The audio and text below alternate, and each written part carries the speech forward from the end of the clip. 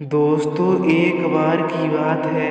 गौतम बुद्ध ने एक दुखी व्यक्ति को देखा।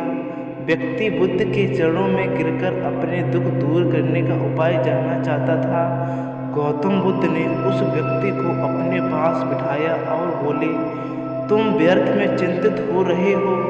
सुख दुख हमेशा नहीं रहते। मैं तुम्हें एक कथा सुनाता हूँ, ध्यान से सुनो। किसी नगर में एक सेठ रहता था। वह बहुत ही उदार और परोपकारी था, जो लोगों का भला करता था। उसके दरवाजे पर जो भी आता था वह उसे खाली हाथ नहीं भेजता था, कुछ न कुछ देता ही था और दिल खोलकर लोगों की मदद भी करता था। एक दिन उसके यहाँ एक आदमी आया। उसके हाथ में एक पर्चा था जिसे वह बेचना चाहता था। उसके पर्चे पर लिखा था, सदा न रहे। इस पर्चे को कौन खरीदता, लेकिन सेठ ने उस तत्काल खरीद लिया और अपनी पगड़ी के एक छोर में बांध लिया।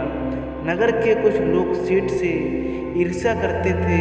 उन्होंने एक दिन राजा के पास जाकर उसकी शिकायत की, जिसे राजा ने सेठ को पकड़वाकर जेल में डाल दिया। जेल में काफ़ी दिन निकल गए। सेठ बहुत दुखी था। क्या करे, उसकी समझ में कुछ नहीं आ रहा था।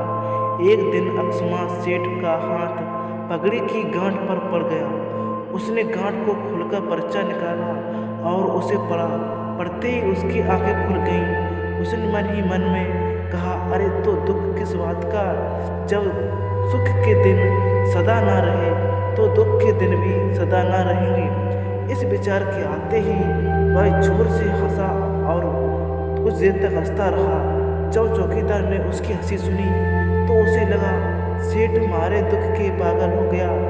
उसने राजा को खबर दी। राजा आया। उसने सेठ से पूछा, क्या बात है। सेठ ने राजा को सारी बात बता दी। उसने कहा, राजन, आदमी दुखी क्यों होता है। दुख के दिन तो सदा बदलते रहते हैं। दुख और सुख जीवन के दो पहलू हैं।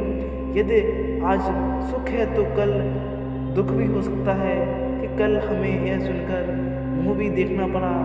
यह सुनकर राजा को बोध हो गया। उसने सेठ को जेल से निकलवाकर उसके घर भिजवा दिया।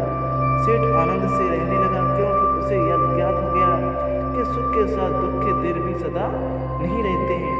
कथा सुनकर व्यक्ति के मन का बोझ हल्का हो गया। उसने गौतम बुद्ध का आशीर्वाद लिया और अपने घर की ओर चला गया। ये था सुख और दुख का जो कारण होते हैं। ये कहानी आपको कैसी लगी है दोस्तों?